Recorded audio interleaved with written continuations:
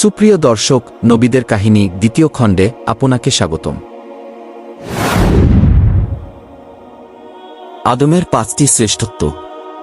1. আল্লাহ তাকে নিজ দুহাতে সৃষ্টি করেছেন। 2. আল্লাহ তার মধ্যে রূহ ফুঁকে দিয়েছেন। 3. আল্লাহ তাকে সকল বস্তুর নাম শিক্ষা দিয়েছেন। 4. তাকে সিজদা করার জন্য ফেরেশতাদের নির্দেশ দিয়েছেন। 5. আদম একাই মাত্র মাটি থেকে সৃষ্ট, বাকি সবাই পিতামাতার মাধ্যমে সৃষ্ট। ইবলিসের অভিশপ্ত হওয়ার কারণ ছিল তার কিয়াস। সে আল্লাহর আদেশের বিরুদ্ধে যুক্তি পেশ করে বলেছিল, আমি আদমের চাইতে উত্তম, কেননা আপনি আমাকে আগুন দিয়ে সৃষ্টি করেছেন এবং তাকে সৃষ্টি করেছেন মাটি দিয়ে। মুহাম্মদ ইবনে সিরিন বলেন, প্রথম কিয়াস করেছিল ইবলিস। নারী জাতি পুরুষেরই অংশ এবং তার অনুগত। সিজদা অনুষ্ঠানের পর আল্লাহ আদমের জুরি হিসাবে তার অবয়ব হতে একাংশ নিয়ে, অর্থাৎ তার পাঁজর হতে তার স্ত্রী হাওয়াকে সৃষ্টি করলেন। মাটি থেকে সৃষ্টি হওয়া আদমের নাম হল আদম এবং জীবন্ত আদমের পাঁজর হতে সৃষ্ট হওয়ায় তার স্ত্রীর নাম হল হাওয়া। অতঃপর তাদের উদ্দেশ্যে আল্লাহ বললেন, তোমরা দুজন জান্নাতে বসবাস করো ও সেখান থেকে যা খুশি খেয়ে বেড়াও, তবে সাবধান, এই গাছটির নিকটে যেও না, তাহলে তোমরা সীমালঙ্ঘনকারীদের অন্তর্ভুক্ত হয়ে যাবে। সূরা বাকারা আয়াত নাম্বার 35। এতে বোঝা যায় যে ফেরেশতাগণের সিজদা কেবল আদমের জন্য ছিল, হাওয়ার জন্য নয়। দ্বিতীয়ত, সিজদা অনুষ্ঠানের পরে আদমের অবয়ব থেকে হাওয়াকে সৃষ্টি করা হয়, পূর্বে নয়। তিনি পৃথক কোনো সৃষ্টি ছিলেন না। এতে পুরুষের প্রতি নারীর অনুগামী হওয়া প্রমাণিত হয়। আল্লাহ বলেন, পুরুষেরা নারীদের উপর কর্তৃত্বশীল। সূরা নিসা আয়াত নাম্বার 34। অতঃপর বহিষ্কৃত ইবলিস তার প্রথম টার্গেট হিসেবে আদম ও হাওয়ার বিরুদ্ধে প্রতারণার জাল নিক্ষেপ করল। সে প্রথমে তাদের খুব আপনজন বনে গেল এবং নানা কথায় ভোলাতে লাগল। এক পর্যায়ে সে বলল, আল্লাহ যে তোমাদেরকে ওই গাছটির নিকটে যেতে নিষেধ করেছেন, তার কারণ হলো এই যে তোমরা তাহলে ফেরেশতা হয়ে যাবে, কিংবা তোমরা এখানে চিরস্থায়ী বাসিন্দা হয়ে যাবে। সে অতঃপর কসম খেয়ে বলল যে, আমি অবশ্যই তোমাদের হিতাকাঙ্ক্ষী। এভাবেই সে আদম ও হাওয়াকে সম্মত করে ফেলল এবং তার প্রতারণার জালে আটকে গিয়ে তারা উক্ত নিষিদ্ধ ফল খেয়ে ফেলল। ফলে সাথে সাথে তাদের গোপন অঙ্গ প্রকাশিত হয়ে পড়ল এবং তারা তড়িঘড়ি গাছের পাতাসমূহ দিয়ে তা ঢাকতে লাগল। আল্লাহ তাদেরকে ডেকে বললেন, আমি কি তোমাদেরকে এ বৃক্ষ থেকে নিষেধ করিনি এবং বলিনি যে শয়তান তোমাদের প্রকাশ্য শত্রু? তখন তারা অনুতপ্ত হয়ে বলল, হে আমাদের পালনকর্তা, আমরা নিজেদের উপর জুলুম করেছি, যদি আপনি আমাদের ক্ষমা না করেন তবে অবশ্যই আমরা ক্ষতিগ্রস্তদের অন্তর্ভুক্ত হয়ে যাব। আল্লাহ তখন বললেন, তোমরা নেমে যাও, তোমরা একে অপরের শত্রু, তোমাদের অবস্থান হবে পৃথিবীতে এবং সেখানেই তোমরা নির্দিষ্ট মেয়াদ পর্যন্ত সম্পদ রাজি ভোগ করবে। তিনি আরও বললেন যে তোমরা পৃথিবীতেই জীবনযাপন করবে, সেখানেই মৃত্যুবরণ করবে এবং সেখান থেকেই তোমরা পুনরুত্থিত হবে। সূরা আরাফ আয়াত 25। এখানে একটি বিষয় উল্লেখ করা যেতে পারে যে ইবলিসের কথায় সর্বপ্রথম হাওয়া প্রতারিত হন, অতঃপর তার মাধ্যমে আদম প্রতারিত হন বলে যে কথা সমাজে চালু আছে, কুরআনে এর কোনো সমর্থন নেই, সহিহ হাদিসেও স্পষ্ট কিছু নেই। এ বিষয়ে তাফসিরে ইবনু জারিরে ইবনু আব্বাস থেকে যে বর্ণনা এসেছে তা যঈফ। দ্বিতীয়ত, জান্নাত থেকে অবতরণের নির্দেশ তাদের অপরাধের শাস্তি স্বরূপ ছিল না, কেননা এটা ছিল তওবা কবুলের পরের ঘটনা। অতএব এটা ছিল হয়তোবা তাকে শিষ্টাচার শিক্ষাদানের জন্য, বরং সঠিক কথা এই যে এটা ছিল আল্লাহর পূর্ব নির্ধারিত ও দূরদর্শী পরিকল্পনারই অংশ। কেননা জান্নাত হল কর্মফল লাভের স্থান, কর্মের স্থান নয়। তাছাড়া জান্নাতে মানুষের বংশবৃদ্ধির সুযোগ নেই, এজন্য দুনিয়ায় নামিয়ে দেওয়া জরুরি ছিল। প্রথমবার আদেশ দানের পরে পুনরায় স্নেহ ও অনুগ্রহ মিশ্রিত আদেশ দিয়ে বললেন, তোমরা সবাই নেমে যাও। অতঃপর পৃথিবীতে আল্লাহর খলিফা হওয়ার মহান মর্যাদা প্রদান করে বললেন, তোমাদের নিকটে আমার পক্ষ থেকে হেদায়েত অবতীর্ণ হবে। যারা তার অনুসরণ করবে তাদের জন্য কোনো ভয় বা চিন্তার কারণ থাকবে না, কিন্তু যারা তা প্রত্যাখ্যান করবে ও মিথ্যা প্রতিপন্ন করবে তারা হবে জাহান্নামের অধিবাসী এবং সেখানে তারা অনন্তকাল ধরে অবস্থান করবে। উল্লেখ্য যে নবীগণ ছিলেন নিষ্পাপ এবং হযরত আদম আলাইহিস সালাম ছিলেন নিঃসন্দেহে নিষ্পাপ।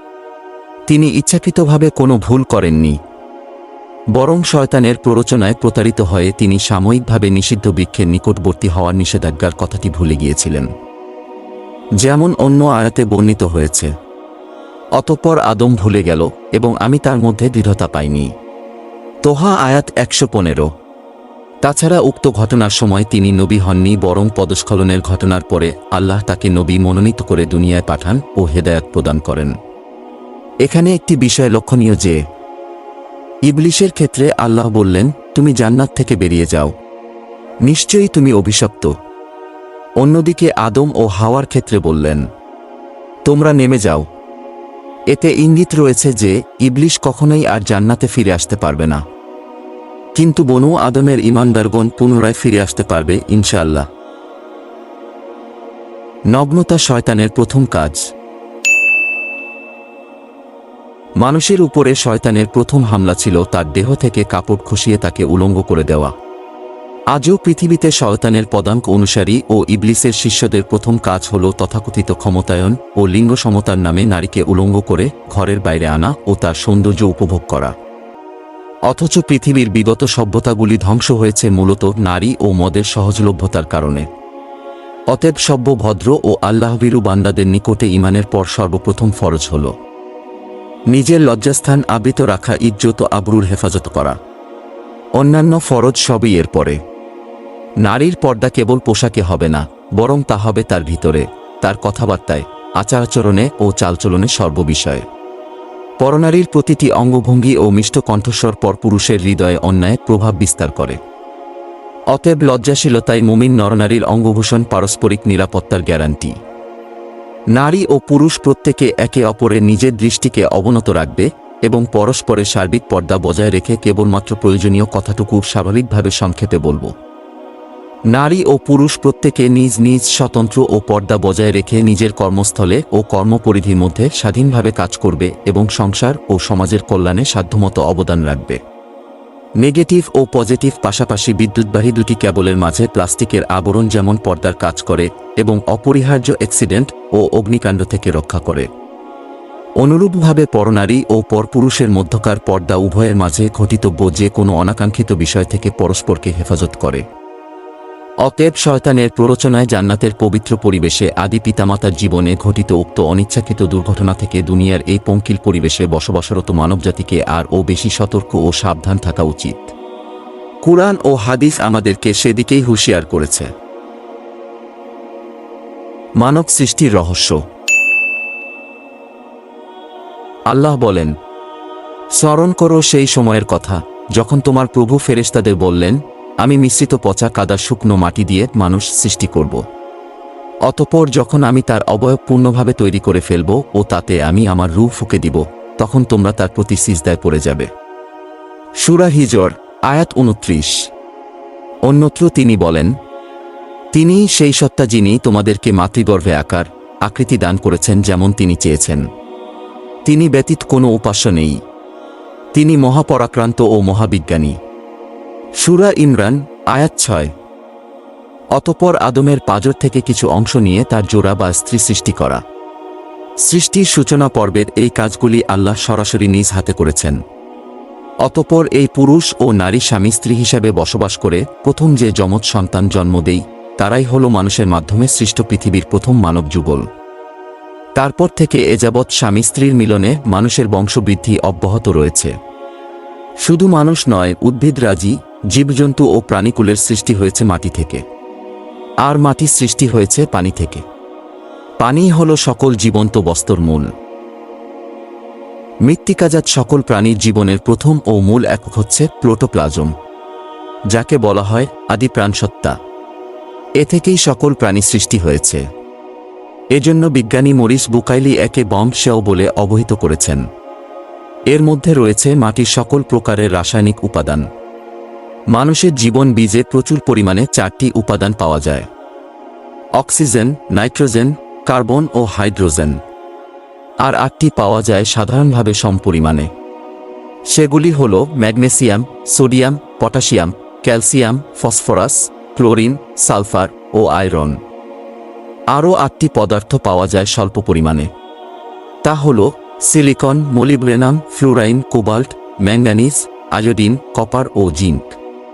কিন্তু এইসব উপাদান সংমিশ্রিত করে জীবনের কণা তথা প্রোটোপ্লাজম তৈরি করা সম্ভব নয়। অনেক বিজ্ঞানী দীর্ঘ 15 বছর ধরে এসব মৌল উপাদান সংমিশ্রিত করতে চেষ্টা করেছেন, কিন্তু ব্যর্থ হয়েছেন এবং তাতে কোনো জীবনের কণা পরিলক্ষিত হয়নি। এই সংমিশ্রণ ও তাতে জীবন সঞ্চার আল্লাহ ব্যতীত কারো পক্ষে সম্ভব নয়। বিজ্ঞান এক্ষেত্রে মাথা নত করতে বাধ্য হয়েছে। প্রথম পর্যায়ে মাটি থেকে সরাসরি আদমকে, অতঃপর আদম থেকে তার স্ত্রী হাওয়াকে সৃষ্টি করার পরবর্তী পর্যায়ে আল্লাহ আদম সন্তানদের মাধ্যমে বনু আদমের বংশবৃদ্ধির ব্যবস্থা করেছেন। এখানেও রয়েছে 7টি স্তর, যেমন মৃত্তিকার সারাংশ তথা প্রোটোপ্লাজম, বীর্য বা শুক্রকীট, জমাট রক্ত, মাংসপিণ্ড, অস্থিমজ্জা, অস্থি পরিবেষ্টনকারী মাংস এবং সবশেষে রূহ সঞ্চারণ। স্বামী শুক্রকীট স্ত্রীর জরাজুতে রক্ষিত ডিম্বকোষে প্রবেশ করার পর উভয়ের সংমিশ্রিত বীর্যে সন্তান জন্মগ্রহণ করে। উল্লেখ্য যে পুরুষের একবার নির্গত বীর্যে লক্ষ কোটি শুক্রাণু থাকে। আল্লাহর হুকুমে তার মধ্যে একটিমাত্র শুক্রকীট স্ত্রীর জরাজুতে প্রবেশ করে। এই শুক্রকীট পুরুষ ক্রোমোজোম ওয়াই অথবা স্ত্রী ক্রোমোজোম এক্স হয়ে থাকে। এর মধ্যে যেটি স্ত্রীর ডিম্বের এক্স ক্রোমোজোমের সাথে মিলিত হয়, সেভাবেই পুত্র বা কন্যা সন্তান জন্মগ্রহণ করে আল্লাহর হুকুমে। মাতৃগর্ভের তিনটি গার অন্ধকার পর্দার অন্তরালে এইভাবে দীর্ঘ 9 মাস ধরে বেড়ে ওঠা প্রথমত একটি পূর্ণ জীবন সত্তার সৃষ্টি। অতঃপর একটি জীবন্ত, প্রাণবন্ত ও প্রতিভাবান শিশু হিসাবে দুনিয়াতে ভূমিষ্ঠ হওয়া কতই না বিস্ময়কর ব্যাপার। কোনো মানুষের পক্ষে এই অনন্য অকল্পনীয় সৃষ্টিকর্ম আদৌ সম্ভব কি? মাতৃগর্ভের ওই অন্ধকার গৃহে মানব শিশু সৃষ্টির সেই মহান কারিগরকে? কে সেই মহান আর্কিটেক্ট যিনি ওই গোপন কুঠরিতে পিতার 23টি ক্রোমোজোম ও মাতার 23টি ক্রোমোজোম একত্রিত করে সংমিশ্রিত বীর্য প্রস্তুত করেন? কে সেই মহান শিল্পী যিনি রক্তপিণ্ড আকারের জীবন টুকরাটিকে মাতৃগর্ভে পুষ্ট করেন, অতঃপর 120 দিন পরে তাতে রূহ সঞ্চার করে তাকে জীবন্ত মানব শিশুতে পরিণত করেন এবং পূর্ণ পরিণত হওয়ার পরে সেখান থেকে বাইরে ঠেলে দেন বাপমায়ের স্বপ্নের ফসল হিসাবে, নয়নের পুত্তলি হিসাবে। মায়ের গর্ভে মানুষ তৈরির সেই বিস্ময়কর যন্ত্রের দক্ষ কারিগর ও সেই মহান শিল্পী আর কেউ নন, তিনিই আল্লাহ। পুরুষ ও নারীর সংমিশ্রিত বীর্যে সন্তান জন্ম লাভের তথ্য কোরআনই সর্বপ্রথম উপস্থাপন করেছেন। আধুনিক বিজ্ঞান এ তথ্য জানতে পেরেছে মাত্র গত শতাব্দীতে, 1875 সালে ও 1912 সালে। তার পূর্বে এরিস্টটল সহ সকল বিজ্ঞানীর ধারণা ছিল যে পুরুষের বীর্যের কোনো কার্যকারিতা নেই। রাসূলের হাদিস বিজ্ঞানীদের এই মতকে সম্পূর্ণ বাতিল ঘোষণা করেছে, কেননা সেখানে স্পষ্টভাবে বলা হয়েছে সন্তান প্রজন্মে পুরুষ ও নারী উভয়ের বীর্য সমানভাবে কার্যকর। উল্লেখ্য যে মাতৃগর্ভে বীর্য প্রথম 6 দিন কেবল বুদবুদ আকারে থাকে, তারপর জরাজুতে সম্পর্কিত হয়। 3 মাসের আগে ছেলে বা মেয়ে সন্তান চিহ্নিত হয় না। 4 মাস পর রূহ সঞ্চারিত হয়ে বাচ্চা নড়েচড়ে ওঠে ও আঙ্গুল চুষতে থাকে, যাতে ভূমিষ্ঠ হওয়ার পরে মায়ের স্তন চুষতে অসুবিধা না হয়। এ সময় তার কপালে 4টি বস্তু লিখে দেওয়া হয়, তার হায়াত, আমল, রিজিক এবং সে ভাগ্যবান না দুর্ভাগা। এভাবেই জগৎ সংসারে মানব বংশ বৃদ্ধির ধারা এগিয়ে চলেছে। এ নিয়মের ব্যতিক্রম নেই কেবল আল্লাহর হুকুম ব্যতীত। এ কারণে আল্লাহ অহংকারী মানুষকে উদ্দেশ্য করে বলেন, মানুষ কি দেখে না যে আমরা তাকে সৃষ্টি করেছি শুক্রবিন্দু থেকে?